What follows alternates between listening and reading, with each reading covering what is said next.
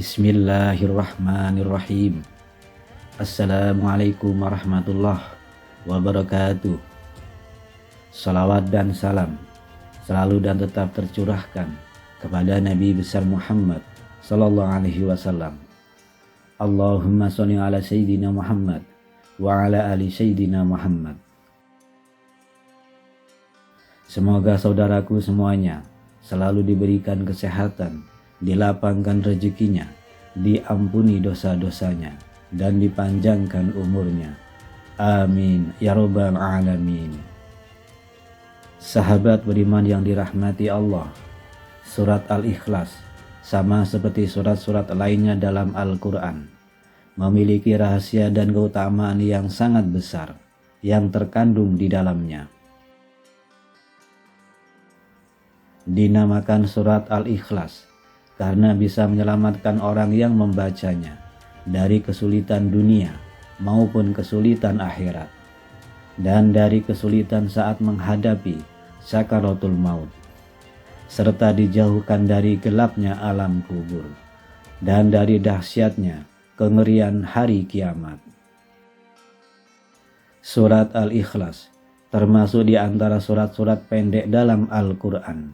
Surat ini juga sering dibaca berulang-ulang, dan hal itu sudah menjadi kebiasaan orang muslim membacanya, baik ketika sholat maupun berzikir.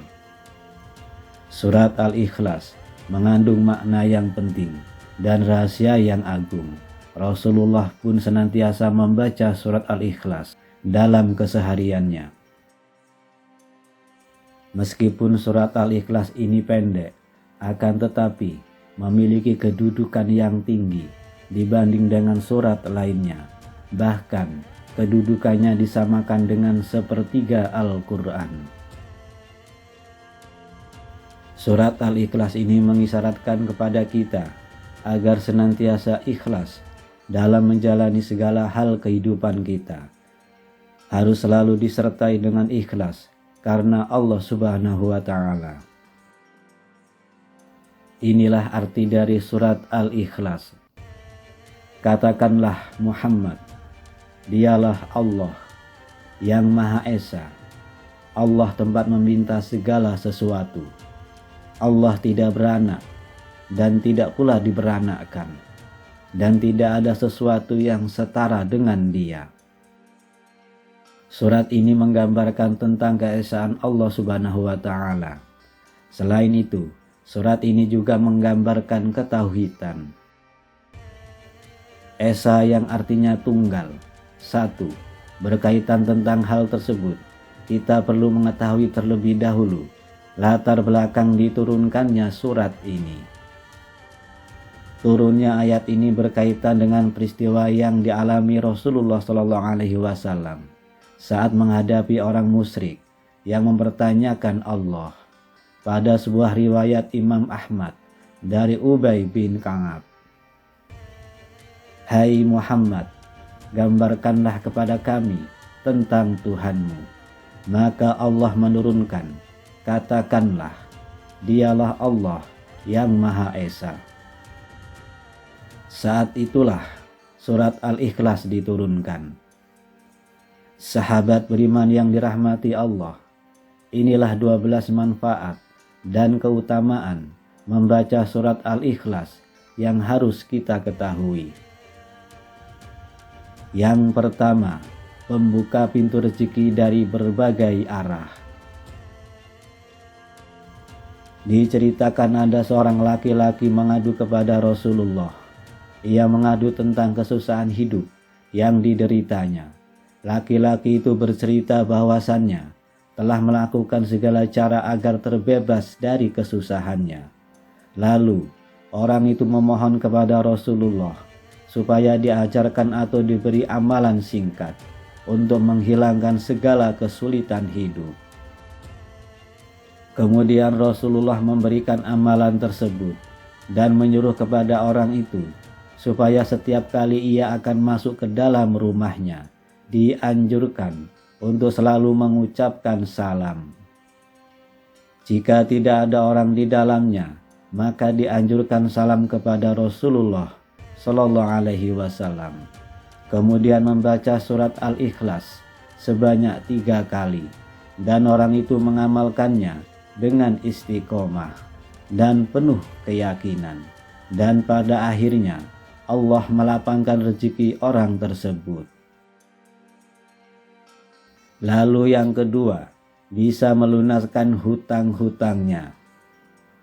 Seperti pada kisah berikut ini, pada suatu hari Rasulullah sedang duduk di Masjid Madinah. Tiba-tiba datang rombongan yang mengusung jenazah untuk disolatkan, dan para sahabat mempersilahkan Nabi untuk mensolatkan. Beliau bertanya, apakah mayit ini meninggalkan hutang? Mereka menjawab, ya benar, dia meninggalkan hutang sebanyak 4 dirham. Lalu beliau bersabda, saya tidak mau mensolatkan mayat yang punya hutang, maka kamu solatkanlah dia. Pada hari itu juga, malaikat Jibril datang seraya berkata, wahai Rasulullah, Allah berkirim salam kepadamu. Dia berfirman, aku sudah mengutus Jibril untuk menyamar seperti mayat itu, dan sudah melunaskan hutangnya. Tegakkanlah, solatkan dia. Karena dia sudah diampuni Allah Subhanahu wa Ta'ala, dan barang siapa yang ikut mensolatkannya, niscaya diampuni Allah Subhanahu wa Ta'ala pula dosanya. Lalu Rasulullah pun bertanya kepada Jibril, wahai Jibril, dari mana dia memperoleh kehormatan ini?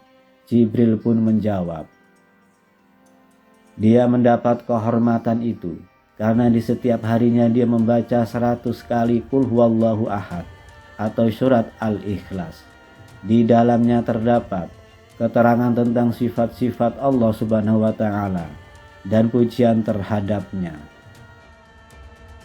Dari kisah ini menunjukkan kepada kita bahwasannya barang siapa yang membaca surat Al-Ikhlas sebanyak 100 kali di setiap harinya, maka Allah Subhanahu wa Ta'ala akan melunaskan hutang-hutangnya sebelum ia mati.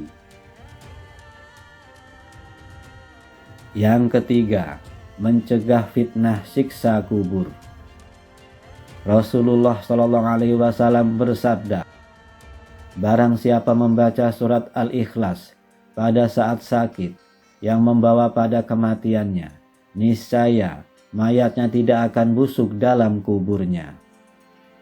Dan dalam hadis lain menyatakan akan terhindar dari fitnah kubur, aman dari kesempitan kubur, dan para malaikat akan membawanya melalui sayap-sayapnya, melalui titian Syiratul Mustaqim hingga sampai ke surga. Yang keempat, akan diampuni dosa-dosanya. Dari Anas bin Malik radhiyallahu anhu bahwasanya Rasulullah Shallallahu Alaihi Wasallam bersabda, barang siapa yang membaca Qul Huwallahu Ahad atau surat Al-Ikhlas sebanyak 50 kali, niscaya diampuni dosa-dosanya 50 tahun. Yang kelima, mendapatkan istana di surga. Siapa saja yang membaca surat Al-Ikhlas, maka ia akan mendapatkan istana nanti di surga. Dari Anas bin Malik radhiyallahu anhu, Rasulullah Shallallahu Alaihi Wasallam bersabda, barang siapa yang membaca Qul Huwallahu Ahad atau membaca surat Al-Ikhlas sebanyak 10 kali, maka akan dibangunkan oleh Allah untuknya satu istana di dalam surga. Dan barang siapa membacanya sebanyak 20 kali, maka akan dibangunkan 2 istana di dalam surga. Dan barang siapa membaca 30 kali, maka akan dibangunkan oleh Allah 3 istana di surga. Umar bin Khattab bertanya kepada Rasulullah, ya Rasulullah, kalau begitu akan banyak istana kami di surga. Maka Rasulullah Shallallahu Alaihi Wasallam bersabda, Allah lebih lapang, Allah lebih luas daripada itu. Maksudnya, bagi Allah, berapapun jumlah istana, itu hal yang mudah. Yang keenam, hidup akan selalu diberkahi. Jika ingin hidup kita senantiasa di dalam keberkahan dan kebahagiaan, maka baca dan amalkan surat Al-Ikhlas. Dari Anas bin Malik, Rasulullah SAW bersabda, barang siapa yang membaca Qul Huwallahu Ahad atau surat Al-Ikhlas 1 kali, maka ia akan diberkahi. Jika ia membacanya 2 kali, maka ia keluarganya akan diberkahi. Barang siapa membacanya 3 kali, maka ia dan keluarganya dan kerabatnya akan diberkahi. Dan barang siapa yang membacanya 12 kali, akan dibangunkan oleh Allah istana di surga. Dan apabila membacanya 100 kali, maka akan dihapuskan dosa-dosanya, kecuali dosa pertumpahan darah dan harta benda. Yang ketujuh, mendapat pahala yang sangat besar. Hadis yang diriwayatkan oleh Ibnu Abbas, Nabi SAW bersabda, ketika saya dalam perjalanan Isra Mi'raj ke langit Aras, ditegakkan atas 360 sudut, jarak dari sudut satu ke sudut lainnya, kira-kira 300.000 tahun perjalanan. Di bawah setiap sudut itu terdapat 12.000 padang pasir. Panjang padang pasir itu dari matahari terbit ke matahari terbenam. Di setiap padang pasir itu terdapat 80.000 malaikat membaca Qul Huwallahu Ahad atau surat Al-Ikhlas. Setelah selesai membaca, mereka menyatakan, ya Tuhan kami hibahkan pahala membaca surat Al-Ikhlas ini kepada orang yang membaca surat Al-Ikhlas ini, baik ia laki-laki maupun perempuan. Dan para sahabat pun dibuat kagum, tercengang mendengarnya. Lantas Rasulullah SAW bersabda, herankah kamu wahai sahabat-sahabatku? Mereka menjawab, ya benar, kami heran. Beliau pun melanjutkan, demi Allah yang diriku di tangannya, Qul Huwallahu Ahad atau surat Al-Ikhlas ini tertulis di sayap Jibril. Yang kedelapan, akan mendapat kedudukan derajat yang tinggi. Jika kita senantiasa membaca surat Al-Ikhlas ini, baik itu sedang berdiri, duduk, ruku, atau berjalan, maka kita akan mendapat kedudukan dan derajat yang tinggi di sisi Allah Subhanahu wa Ta'ala. Dari Al-Baihaqi, dari Umamah Al-Bahili, bahwa Jibril telah mendatangi Rasulullah SAW bersama dengan 70.000 malaikat. Rasulullah saksikan jenazah Muawiyah bersama Jibril dan bersama malaikat lainnya. Rasulullah SAW bersabda, wahai Jibril, apa sebabnya Muawiyah memperoleh kedudukan seperti itu?